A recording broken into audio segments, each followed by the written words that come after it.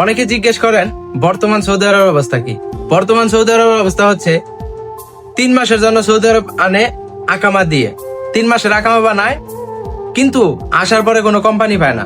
বইলা আনে অফিসের কাজ, কফি শপের কাজ, মাতামের কাজ, অনেক সুন্দর সুন্দর কাজের কথা বইলা আনে, কিন্তু আনার পরে কোনো কোম্পানি নেই।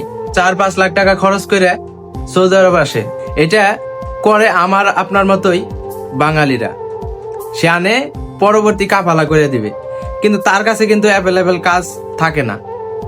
সে 1 মাস 2 মাস ঘুরাইতে ঘুরাইতে ওই লোকটার ধৈর্য হারা হয়ে যায়। ওই মানুষটা অবৈধ হইতে বাধ্য হয়।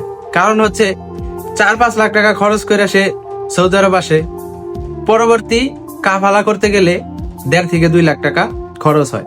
আকামা বানানো অথবা ফ্রি ভিসা হইতে গেলে 1.5-2 লাখ টাকা খরচ হয়। এটা কিন্তু তার জন্য অসম্ভব হয়ে পড়ে, যার কারণে একজন প্রবাসী অবৈধ হতে বাধ্য হয়। এটা হচ্ছে বর্তমান পরিস্থিতি সৌদি আরবের মাটিতে। আগে অনেক কোম্পানি দেখতাম সাপ্লাই হইতো, কিন্তু বর্তমান সাপ্লাইয়ের থেকে 3 মাসের আকামা দিয়ে সৌদি আরব আনতেছে, কিন্তু কোনো কোম্পানি না। আপনার আমার মতোই বাংলাদেশিরা। এই হচ্ছে বর্তমান পরিস্থিতি সৌদি আরবে।